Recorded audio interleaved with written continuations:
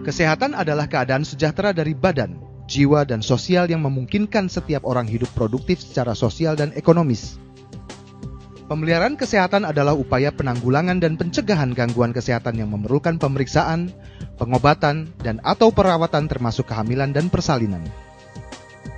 Penyakit adalah suatu keadaan abnormal dari tubuh atau pikiran yang menyebabkan ketidaknyamanan, disfungsi, atau kesukaran terhadap orang yang dipengaruhinya.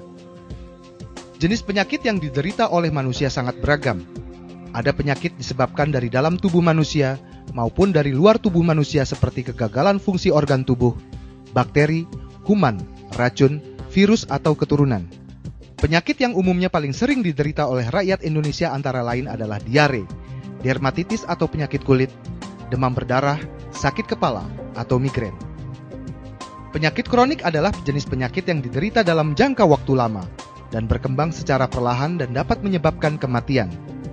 4 penyakit kronik yang utama adalah penyakit kardiovaskular seperti jantung dan stroke, kanker, penyakit pernafasan kronis seperti penyakit paru dan asma, serta diabetes. Semua penyakit ini kebanyakan diakibatkan dari lingkungan hidup yang tercemar dan gaya hidup yang tidak sehat. Ada 6 faktor utama yang mempengaruhi kesehatan kita yaitu 1. Air. Air bersih adalah salah satu jenis sumber daya berbasis air yang bermutu baik dan biasa dimanfaatkan oleh manusia untuk dikonsumsi atau dalam melakukan aktivitas mereka sehari-hari, termasuk diantaranya adalah sanitasi. Manfaat air untuk tubuh diantaranya berfungsi untuk menjaga kesegaran, membantu pencernaan, dan mengeluarkan racun. Untuk konsumsi air minum menurut Departemen Kesehatan, syarat-syarat air minum yang baik adalah tidak berasa, tidak berbau, tidak berwarna, dan tidak mengandung logam berat. 2. Udara. Udara di bumi memiliki beberapa unsur yang sangat dibutuhkan oleh kehidupan manusia. Salah satu unsur yang paling penting adalah oksigen. Kita bisa hidup beberapa hari tanpa makanan dan air, tapi tidak dapat hidup selama 4 menit saja tanpa oksigen. Bahkan sel-sel otak kita akan mati bila dalam waktu 15 detik tanpa adanya oksigen. Setiap sel di dalam tubuh manusia membutuhkan oksigen untuk membelah, untuk bertumbuh, dan untuk sel tetap hidup. 3. Olahraga. Olahraga adalah aktivitas untuk melatih tubuh seseorang, tidak hanya secara jasmani, tetapi juga secara rohani.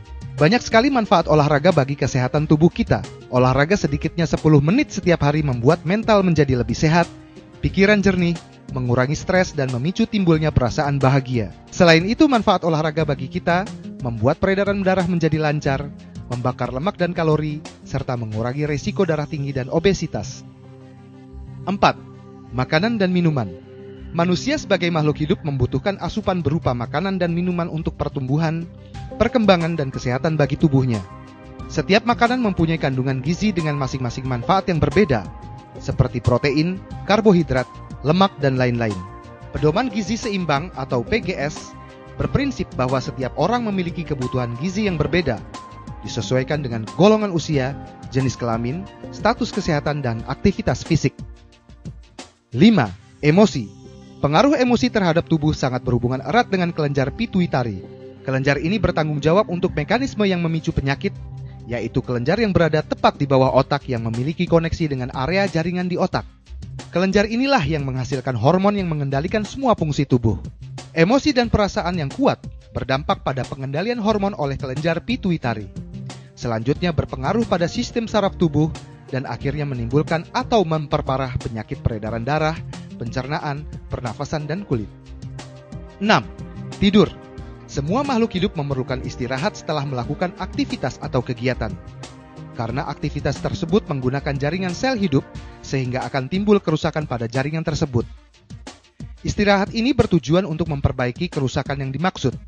Selama kita tidur, tubuh mengganti sel-sel yang rusak dengan yang baru, dan limbah serta uap kotor yang terjadi pun dibuang. Terdapat 5 sumber toksin utama yang merusak atau mengganggu kesehatan manusia. 1. Polusi udara. Polusi udara dapat terjadi jika jumlah atau konsentrasi polutan atau zat pencemar di udara sudah melebihi baku mutu lingkungan. Polusi udara dapat disebabkan karena berbagai hal. Yang paling umum adalah disebabkan oleh pembuangan gas karbon monoksida dari kendaraan bermotor dan industri serta asap rokok. Udara yang telah tercemar dapat menyebabkan berbagai masalah terhadap kesehatan manusia secara langsung, antara lain gangguan saluran pernafasan, bisa menimbulkan penyakit kanker dan jantung, iritasi pada kulit dan mata, serta dapat menyebabkan keterbelakangan mental pada anak. 2. Polusi air. Sebagian besar pencemaran air dihasilkan oleh kegiatan manusia seperti industri rumah tangga, pertanian, pertambangan, dan lain-lain. Air yang telah tercemar mutunya menjadi turun, tidak memenuhi standar kualitas yang dapat mendukung kehidupan makhluk hidup, dan bahkan bisa menjadi tempat berkembang biaknya kuman-kuman sumber penyakit seperti kolera, disentri, diare, dan tifus. 3. Buah-buahan dan sayur-sayuran yang terkontaminasi bahan kimia.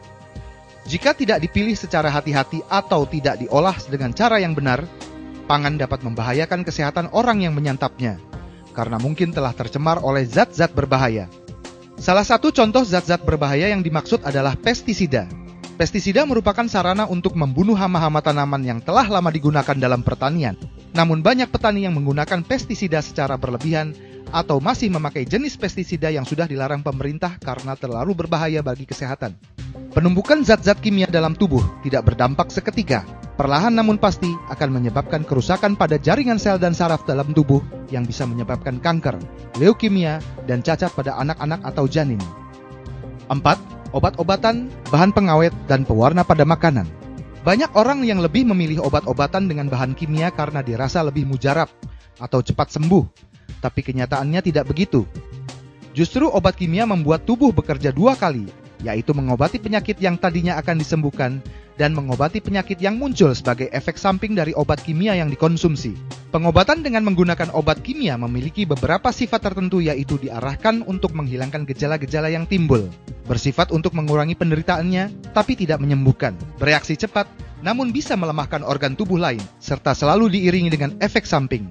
Selain bahan kimia pada obat-obatan, saat ini juga banyak bahan kimia yang digunakan dalam proses pengolahan makanan. Bahan kimia makanan tersebut ditambahkan untuk tujuan meningkatkan cita rasa, menambah ketahanan, maupun memberi efek warna yang menarik pada makanan yang dibuat. Bahan kimia makanan yang banyak ditambahkan pada makanan memang sebagian besar merupakan bahan yang masih ditoleransi penggunaannya. Namun sebagian lagi benar-benar merupakan bahan kimia yang berbahaya yang tidak seharusnya dikonsumsi. Kita pasti ingat, masyarakat pernah dihebohkan dengan beredarnya formalin dan boraks yang merupakan bahan kimia beracun, digunakan sebagai campuran makanan. Kedua bahan tersebut adalah sebagian dari bahan kimia yang merusak kesehatan. Masih ada bahan kimia makanan lain yang memiliki tingkat bahaya setara, apalagi jika dikonsumsi secara terus-menerus. Efek yang ditimbulkan bahan-bahan tersebut bisa sangat mengerikan, mulai dari pemicu kanker, kelainan genetik, cacat bawaan lahir saat dikonsumsi ibu hamil, melemahnya kinerja otak dan syaraf, dan masih banyak lagi efek buruk lainnya. 5. Makanan hewan ternak yang tercampur bahan kimia. Selain dari hasil pangan seperti buah-buahan dan sayur-sayuran yang tercemar oleh bahan kimia berbahaya, kita juga bisa terkontaminasi oleh zat-zat kimia yang berbahaya tersebut melalui daging hewan ternak yang kita makan. Hewan ternak yang mengkonsumsi tumbuhan dan air yang telah tercemar oleh bahan kimia akan menumpuk zat-zat berbahaya tersebut di dalam jaringan daging dan lemaknya. Pada zaman modern ini juga banyak peternak yang mencampurkan bahan-bahan kimia pada pakan ternak yang ditujukan antara lain untuk memberikan kekebalan terhadap suatu penyakit pada hewan ternak dan memicu pertumbuhan hewan ternak agar lebih cepat besar. Zat-zat kimia yang telah menumpuk dan menyatu pada jaringan daging dari hewan ternak tersebut sangatlah sukar untuk diuraikan atau dibersihkan, walau daging yang kita masak sudah benar matang sekalipun. Dengan semakin buruknya keadaan lingkungan hidup yang kita tempati dan gaya hidup yang kita miliki sekarang, mulai dari udara yang kita hirup, air yang kita minum, makan yang kita konsumsi, kesibukan yang kita kerjakan, dan banyak hal-hal lain yang membuat kesehatan kita semakin merosot. Maka itu Keling hadir dengan konsep kesehatan CBA, yaitu Cleansing, Balancing, Activating, memberikan solusi terbaik untuk meningkatkan dan menjaga kesehatan kita. Cleansing. Cleansing adalah suatu proses membersihkan toksin dalam tubuh kita yang telah menumpuk selama bertahun-tahun. Secara alami tubuh kita juga sudah melakukan cleansing, namun hanya secara ringan melalui proses buang air kecil maupun besar. Sedangkan toksin yang menumpuk dalam tubuh kita jumlahnya jauh lebih banyak. Manfaat dari cleansing antara lain adalah untuk memperbaiki fungsi-fungsi organ tubuh, memperbaiki sirkulasi peredaran darah dan metabolisme, mencegah berbagai macam penyakit kronis, memperlambat proses penuaan, meningkatkan kesehatan dan kesegaran tubuh. Produk-produk dari Keling yang berguna sebagai cleansing antara lain adalah Keling Kinotakara, K-Liquid Chlorophyll, K-Biograin, K-Ayurveda, Redens, dan lain-lain. Balancing. Yang dimaksud dengan balancing di sini adalah memberikan nutrisi yang seimbang dalam tubuh. Seperti yang sudah dijelaskan sebelumnya bahwa kebutuhan nutrisi bagi setiap orang berbeda, tergantung dari usia, jenis kelamin, status kesehatan, dan aktivitas fisiknya. Banyak orang yang tidak menyadari pentingnya keseimbangan nutrisi. Padahal dengan nutrisi yang seimbang, maka orang akan bisa beraktivitas dengan lebih baik, tidak mudah terserang penyakit, memaksimalkan pertumbuhan pada anak baik fisik maupun mental, membentuk berat tubuh yang ideal, dan mengurangi resiko kecacatan pada janin. Produk-produk Keling yang berguna sebagai balancing adalah K-Liquid Chlorophyll, K-Liquid Organic Spirulina, K-Omega Squat, Gamat, dan lain-lain. Activating. Proses ini bertujuan mengaktifkan sel-sel tubuh untuk mengoptimalkan penyerapan nutrisi dalam tubuh. Caranya dengan meningkatkan pemasukan nutrisi ke dalam sel tubuh dan sel darah yang membantu regenerasi sel darah merah dan meningkatkan kadar oksigen dalam darah, menghambat proses oksidasi dan menstimulasi regenerasi sel organ tubuh untuk bekerja secara optimal dalam meningkatkan sistem kekebalan tubuh terhadap penyakit. Berbagai macam produk-produk Keling yang dapat digunakan sebagai activating antara lain K-Liquid Chlorophyll, K-CG+, K-Ayurveda, Propolis Platinum, K-Sauda VCO, dan lain-lain. Keling berkomitmen dalam menyediakan produk-produk yang revolusioner dan berkualitas. Produk-produk Keling telah meraih berbagai penghargaan internasional, aman dikonsumsi dan digunakan oleh para konsumen. Setiap produk dari Keling telah diuji dan menerima sertifikasi Badan POM, serta lulus persyaratan syariah dari MUI. Keling, your truly partner, linking you to a better future.